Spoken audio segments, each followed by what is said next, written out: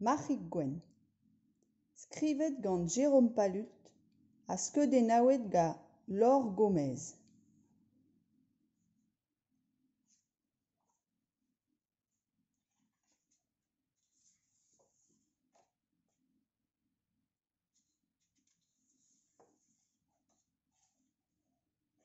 Marc'hig Gwenn hag ar hir e amzer e park al leur.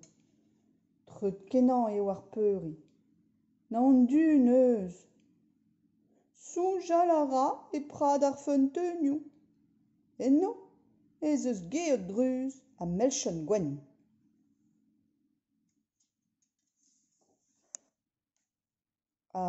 Daou. Lammet Marc'hig Gwenn dreist ar gloued.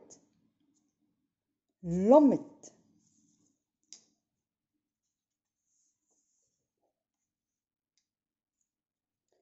Hey, hey, hey, dipadoup, an inkane, hey, hey, hey, dipadoup, an inkane da chaloup.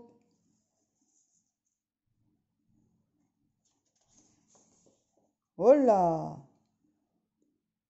Ur varem a zo amañ.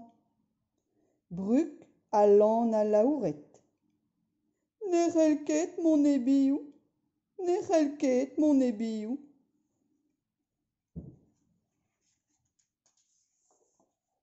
Hey! Lammet Marc'hig Gwenn dreist ar bruk hag al lan. Lammet.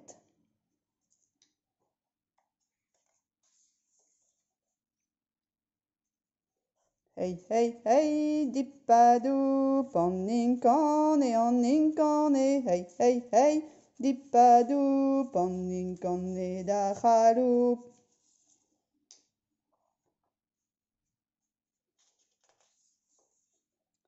Arsa. Ur c'hleuz a zo amañ. Ne c'hell ket mon ebioù, ne c'hell ket mon ebioù.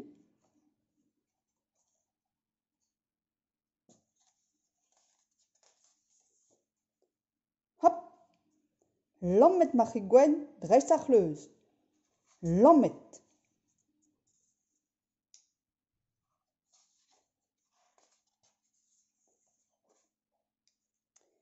Hey, hey, hey, dipadoup, an inkane, hey, hey, hey, dipadoup, an inkane da chaloup.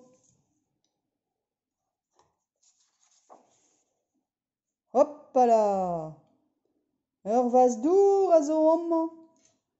Ne c'hell ket mon ebioù, ne c'hell ket mon ebioù.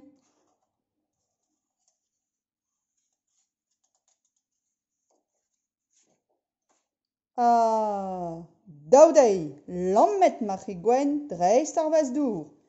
Lammet.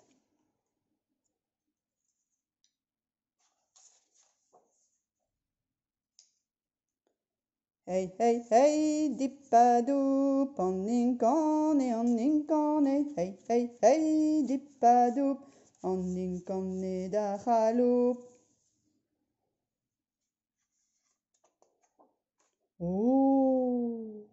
Peuri brav zo amañ.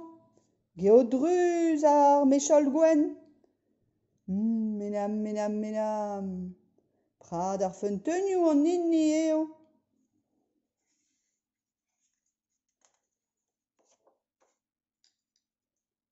Hey, hey, hey, dipadoup, an inkane, hey, hey, hey, dipadoup, an inkane da chaloup.